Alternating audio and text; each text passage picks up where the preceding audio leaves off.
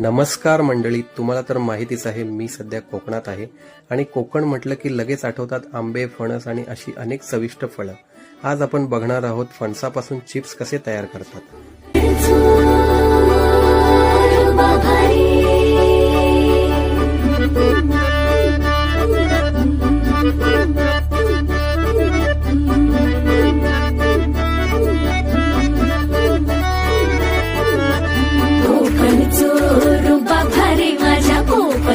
बाई तोरो भारी दिसते भारी गणपतीची स्वारी आला धादिस मामाच्या घरी. मालवण चिपळूण सावंतवाडी माझ्या कोकण गावांचो दिमाग भारी दिसते भारी गणपतीची स्वारी माझ्या